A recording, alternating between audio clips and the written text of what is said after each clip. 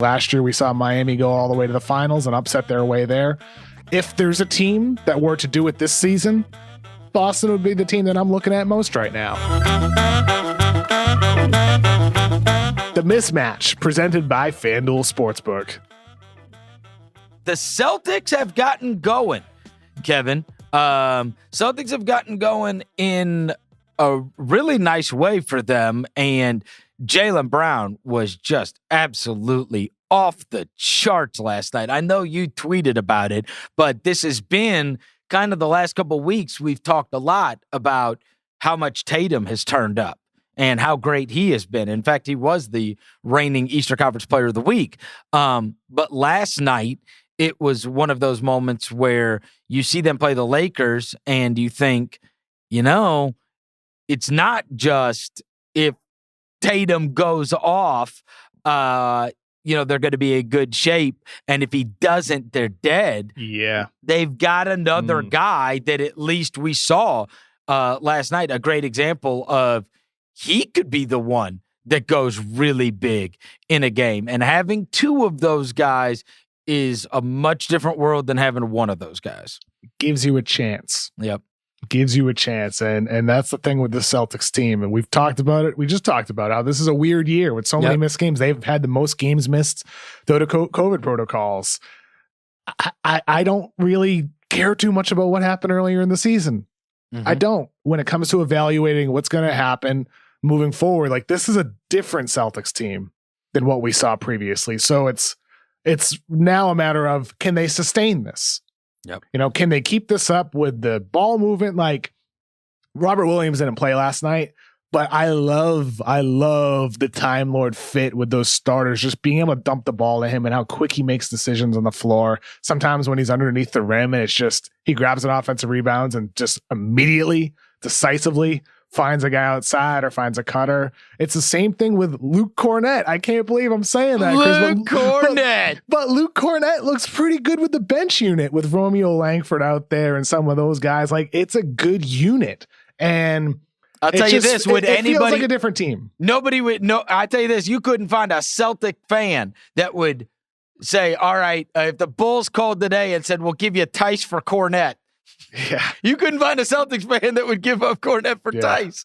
I think you hilarious. Seen some, oh, yeah, exactly. You would have had some Celtics fans who were happy to give up Tice, but they'd be like, for Cornett? that would be the response. That's like, what I want to get Time Lord minutes, but for Cornett, but it's working out, man. Like Cornett's shooting and the quick decision making, like I mentioned with Time Lord passing, it's impressive. And like I said, this feels like a different Celtics team.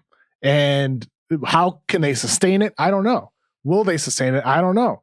But I feel pretty good about where they're at. And I think about when Evan Fournier comes back, he's going to be coming back to a team that's moving the ball. It's crisp with its actions, moving the ball side to side, playing together, and adding a shooter like Fournier who can hit threes for you, who can pull up from mid-range, get to the rim a little bit. It makes them very interesting, Chris. Well, I mean, where are you at with them? There, like, I think there was sleeper potential. I think they're going to end up at 4. After all things are said and done, you end up at 4. I would say a couple things. Yes, they have gotten going.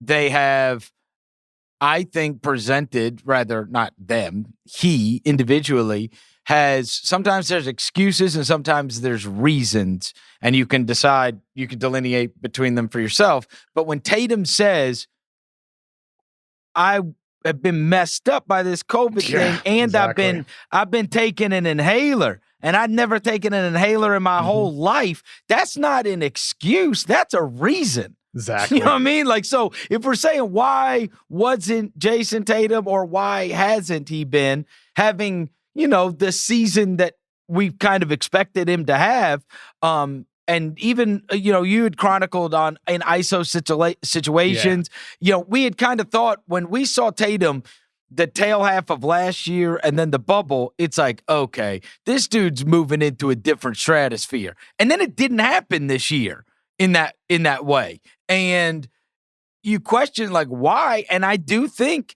that it is more than a legitimate reason as to why that they would have that he would have not had the season maybe that we would have expected, because when the guy says I'm taking an inhaler and I've never taken an inhaler in my life, that makes a big difference. If you want to convince me that they're this team that they are right now, that this is a lot more indicative of what they are than what they were for the first 50 games of the season, I buy it. Yeah. I think so too. And we'll see how they sustain it. They could always fall back and regress to what they were before, but this just seems like a different team. They're 9-3 since the trade deadline, and they have the 4th best net rating in basketball since the deadline. Maybe things change, and maybe they fall off the rails again. And, people are talking about, where is this team? What is this team? But they look different. That's all I'll say. And it's worth monitoring that they could be the sleeper of the East. Last year, we saw Miami go all the way to the finals and upset their way there. If there's a team that were to do it this season, Boston would be the team that I'm looking at most right now. Well, and I wouldn't pick them over Brooklyn. I wouldn't pick them over Philly or Milwaukee. But upsets happen. Well, and when you have those two guys who can go off any night, upsets can happen.